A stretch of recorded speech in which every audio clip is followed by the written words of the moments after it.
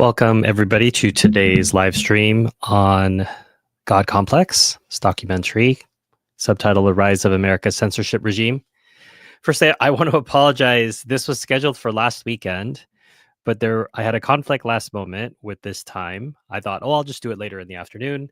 That didn't work out either. And so here we are doing it a week later. So those of you who wanted to talk about this last week, sorry about that. And hopefully we can talk about it a little bit this week. If you're not used to my film club series, generally, I don't hate watch anything.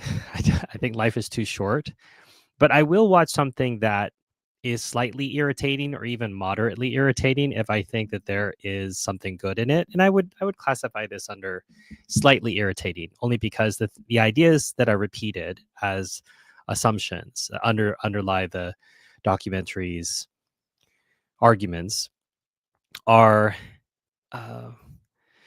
things I hear all the time. So I'm not so irritated by it. What irritates me is that they don't realize that their arguments undermine their premises. So we start and end with America is so awesome. It's the greatest country ever. Interestingly, this is bankrolled by a Brazilian company. They're trying to be the Netflix of Brazil. They thought to get launched, they want to have a global audience, not just Brazilians. And what better way to do that than to appeal to Americans about how amazing America is? So it starts with all of the lies about America that are that just fly in the face of world history. So that the idea of government from the consent of the people, that this is something foundational, whereas that's not how human history has been. We don't have governments check in with everybody and say, is this okay with you? Obviously, governments rule by the consent of the governed implicitly because they are in charge, but they don't rely on the people to tell them that you have this power or not. So you have an enlightenment based political philosophy that drives the American Republic and the various iterations of what is now the Fifth French Republic. So all of this, freedom, democracy, etc. And only monks had information before the printing press, blah, blah, blah, blah, blah. So all of that sets us up for what we're going to be talking about in the program, in the documentary, which is actually the good stuff. So I would say you could probably skip the first 20 minutes. It really, around minute 20, 25, it starts getting really good. There's a gentleman named Mike Benz, who I'd never heard of before. That doesn't mean anything. Just because I haven't heard of him doesn't mean he's not great. But he talks about interfering in the elections of these other countries using different State Department mechanisms. This was the before we got to USAID and how things are today. We were doing it in all these other places. And his argument was, well, I don't think we would have won the Cold War if we hadn't done this. And basically he's saying that that was fine. So interfering in the government of all these countries is fine. And so the problem with this premise, if we start with this premise, if it's for a good reason, it's okay to go interfere in other countries, in their elections, in their sovereignty, undermining their governments, undermining their Supreme Courts, doing espionage on their military. If it's for a good reason, it's good. So interestingly, the producers and directors do not have a dialogue with any of the guests. So they let the guests speak freely, which is fine. There's nothing wrong with that. It's just a style difference in documentary filmmaking. But he says something along the lines of, well, this couldn't have happened. This is just an assertion, and he's not challenged on it. Got a good morning. Good morning to you too, Sophie. He's not challenged on this idea that if you say that this is good because it's for the right reasons, then you're opening up the door for any interpretation of that. So, and this goes back to a common problem with this documentary, this pedestalization of free speech. So Mike Benz talks about USAID and how if it was too dirty for the CIA, you would hand it to USAID. And he said, people laugh, but it's true. Another good morning. Good morning, everybody. It's definitely morning in America, afternoon in Europe, and the next day in Asia and Australia. So all of these other organizations. So USAID came to be in most people. I love that despite the fact that I think USAID has now simply been subsumed. So they took away the name, but I think that state and other agencies are still using the levers of USAID. It just doesn't have the public face anymore. So one part of me is happy that it was suppressed, but the other part of me knows that the government's not going to give up the control that they have, especially now we have push for regime change in Venezuela. So the president who campaigned, "Oh, I'm about peace, I don't like wars," we're going to start a regime change war in Venezuela. For what? Because Venezuela is the big drug runners, and we're just going to blow up boats in the middle of nowhere. So all of these mechanisms, I don't think he's just gotten rid of that power. I think it's just been put under different names. But what the film continues to do very, very well, there's this giant spider web of different agencies, not just governmental agencies who are willing to do dirty work, but then the film develops these censorship agencies that develop to basically combat anybody who would say that things were not good, whatever it might be. And we have a real moment of truth telling for me, which is worth the entire price of watching the documentary. Keeping in mind it's free online, so the free in terms of the value of your time watching this documentary is the admitting of the fact that we were involved in the overthrow. In the coup, in directly, indirectly, however you want to put it, in the coup in Ukraine in 2014, and that we had financial interests at stake. They list out Chevron made large deposits, investments, $10 billion in Crimea and the Donbass.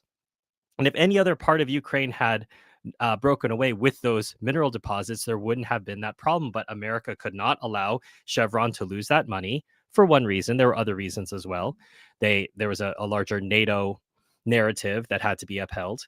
But those investments were in the wrong parts of Ukraine. They were in the Russian speaking parts of Ukraine that didn't want to be subject to the tyranny that Ukraine's government was putting on the Russian speaking people. They wanted to outlaw the Russian language in schools and basically tyrannize over these people. And so this thing that we supported back in the day that Mike Benz talks about, well, it was good when we overthrew governments for free speech. If you concede that principle, then this principle is also in play. You can say, well, it's fine for us to overthrow a government to protect Chevron and Chevron's investments. And we have a long history of doing that in America.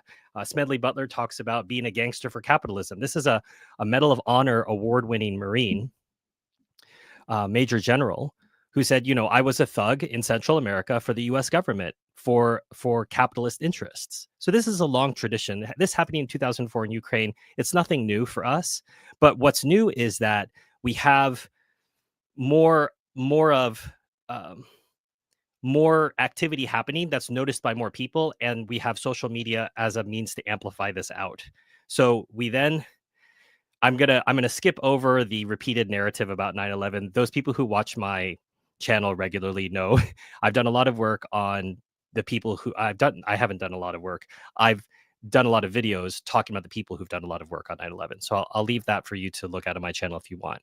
But then it talks about the Hunter Biden laptop, this horribly corrupt man tied to the Biden crime family, and that the laptop story was suppressed. And we have that traced back through when Elon Musk took over X and he released all of the files that showed that this was to be suppressed. The lies from COVID. How dare you think that this virus came from a lab in Wuhan, China, when there is a lab in Wuhan, China that deals with this type of virus? They interviewed a Seventh-day Adventist pastor who had his Facebook page removed because they were praying for people. We weren't even talking about questioning vaccines, etc. Then we get to January 6th and Trump himself getting removed by what was then Twitter. And there during this entire time, we also have something called the Election Integrity Pipeline. All of these things always have hilarious names like the National Endowment for Democracy or the American Peace Initiative or something like this, that it's pretty much the opposite, right? So if it's a National Endowment for Democracy, it's something like the National Endowment for the Overthrow of a Foreign Government, or the Peace Initiative is how we can take down a government through war or through shadow wars. So the the uh the censorship that continued to come out came out in some of these other interviews with people don't cover. And here's something that was surprising to me. Maybe they just had to pick their battles because the documentary is about 2 hours long, as is. Maybe there's an extended cut where they talk about the 2020 election fraud. I mean, these are all the things that were talked about in the last 8 to 10 years. Whether it and they talk about January 6th, which I always call boomers taking selfies. People want us to believe that this is a coup. If you call January the 6th a coup, you don't know what a coup is. If you think that taking over a building in the United States means that you can overthrow the government, it just means that you don't understand how the US government works. There was also something I didn't realize because there's so much noise going on. We actually had something called a disinformation governance board. Did any people in the chat know about this? I just feel I missed it. It's probably when I wasn't living in America. Nina Jankowicz was this lady's name, and it was apparently suppressed pretty early. But the Disinformation Governance Board was working with CISA, which is the Cyberspace Information Security Association, something like this. But it's something that's supposed to police American cyberspace. The CISA list had things that needed to be censored. What were the things that need to be censored? Discussion of COVID, discussion of immigration, discussion of Ukraine policy, discussion of abortion, discussion of climate change. These are supposed to be national security threats. Discussing abortion, discussing climate change, these are national security threats. So this is what they would have us believe. They also then go on to trace the different links between NGOs. There's something called NewsGuard, which ties into getting a thumbs up with advertisers. This is a lawsuit I think X is still involved in which they're suing an agency that basically was trying to say you can't advertise with these people because they're hateful. And this would not only target X, but a number of other right-wing websites, which, did not pass the smell test for these people. They also talk about the Atlantic Council, an organization I probably need to get to know more about. So if anyone knows anything about the Atlantic Council in terms of a resource that I can use to get to know it better. It goes on to then talk about what censorship that's happening in other countries at the moment, whether it be England, that you can get arrested for praying silently outside abortion clinics in England or burning the Quran. And we also have something called Google Jigsaw. Now, Google Jigsaw started as a one-man think tank by someone named Jared Cohen. Jared Cohen, gosh, I wonder what someone of that name, who he would be associated with. So Jared Cohen, this one-man think tank, then leads to Google Jigsaw. Google Jigsaw is an AI censorship product. So how can we use all of the data and proprietary systems that Google has in order to create a product which we can then sell to other people to help them censor? Because we know that the bottleneck is hiring humans to do the censorship. We can't possibly keep up.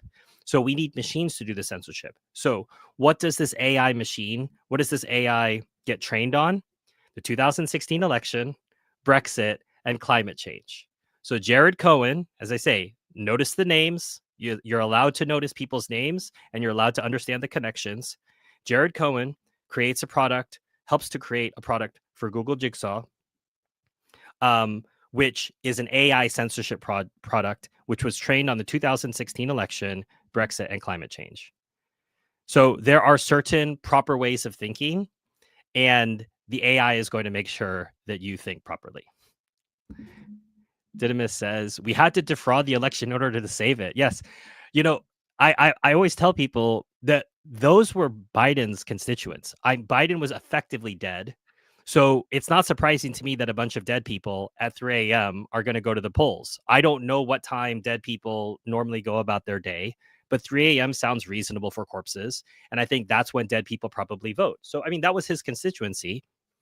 And this goes back to all the denial that happened at that time. Anytime that you would suggest anything that counters the narrative, you have to call these people deniers, liars, etc. You can't counter them with actual argument. You can't say, oh, well, actually, there was voter fraud during the Kennedy-Nixon election. Nixon knew it, decided not to go to court over it. He made a choice not to. Got elected anyway. Nixon has his own legacy. But we had voter fraud. We had voter fraud when we didn't have voting machines.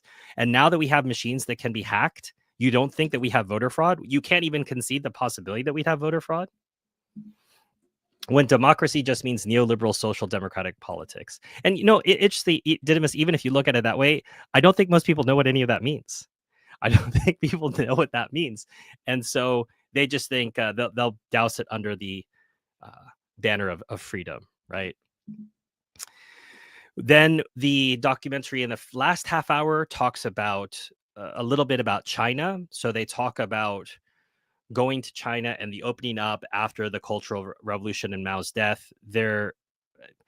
Boy, I have a lot to say about my visit to China this summer. I haven't had a chance to do a live stream on it yet, but suffice to say, one of the things that um, one of the interviewees on the documentary says, we thought that opening up to China in the 80s, if we gave them access to world markets, they would become more like us, and instead we become more like China.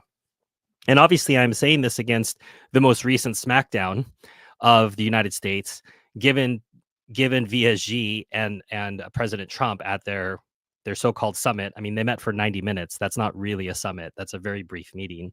It's not even a movie. It's not even the length of this documentary.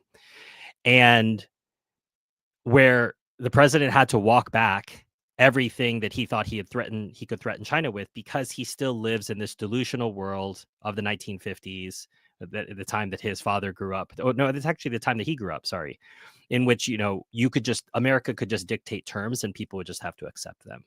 He doesn't live in reality because he's not curious about the world. He's not curious about investigating things. He doesn't realize things are not as he would like them to be or perceives that they could be. And that if you just tell the country that has pretty much the world monopoly on rare earths, which is necessary from everything to your cell phone to F-35s, and you say, we're going to do this to you. And China says, okay, well, we're just going to cut off the one thing that you really need for pretty much everything. And then we go back and say, okay, well, we were just kidding. Could we have a 1-year moratorium so Trump can save some kind of face for a year? But this is just going to, as many people who I respect a lot have said, is just prepping everybody for an orderly divorce. That what we did for China was a gambit, and we didn't realize the Chinese were not going to do our bidding or not going to fall in line with the world order that we were in charge of. But we're perfectly happy to create an alternative world order, which we're seeing emerge in BRICS. I'm not saying that that's better or that's superior. I'm just saying that it's the folly of American hubris that we are going to be in charge forever. We're the greatest country in the world. And then that's where the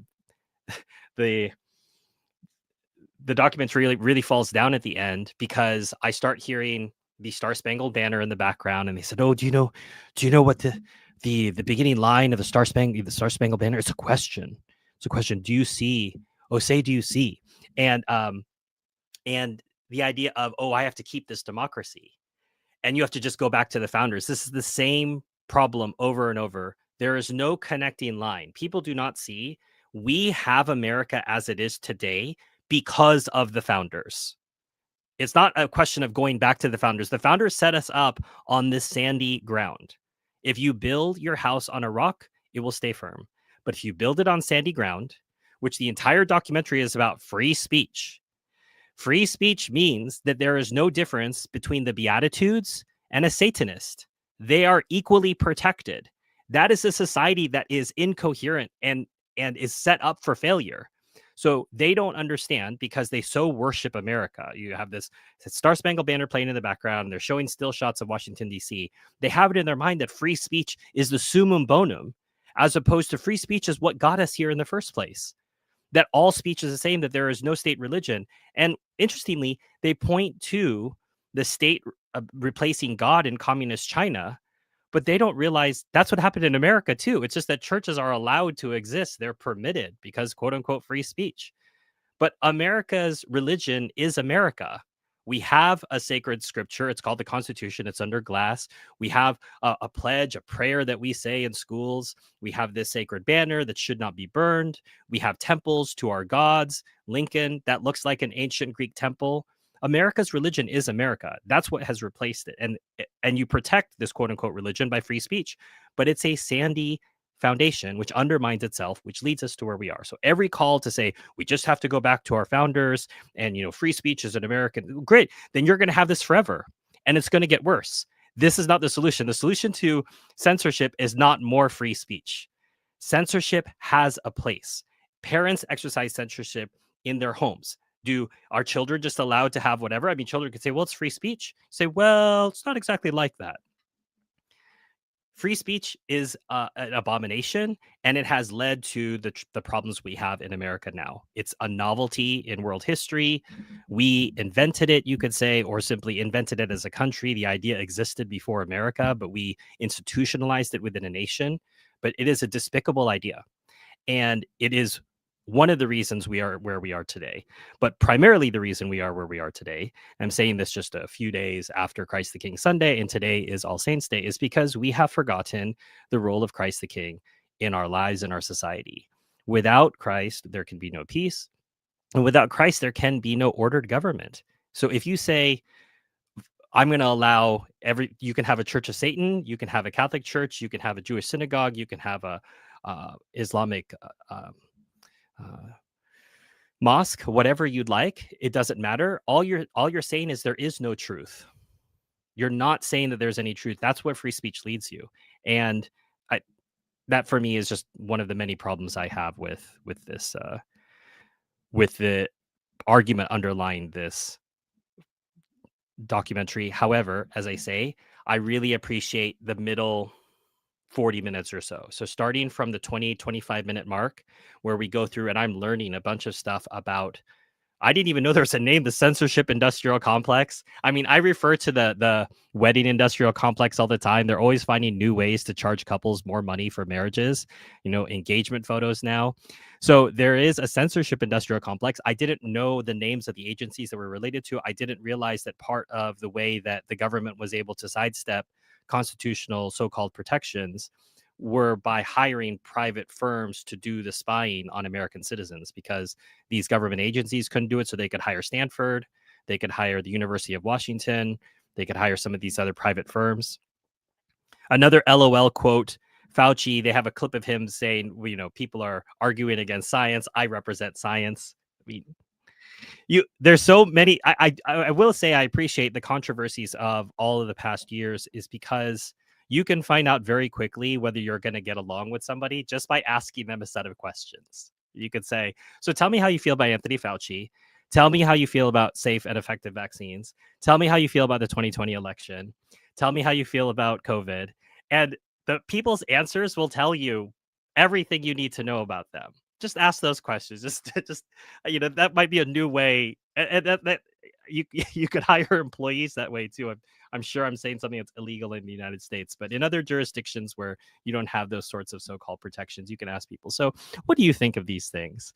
And they'll tell you everything about who they are by the way that they answer those questions. So generally, despite the maudlin ending with the Star Spangled Banner and the slow-moving Charlie Kirk quote, grifting off of Charlie, even as he died as an apologist for the genocide of Palestinians, that the documentary contains some good information. So as I said at the beginning of the stream, I'm willing to be even moderately irritated while watching something if I can get some good stuff out of it.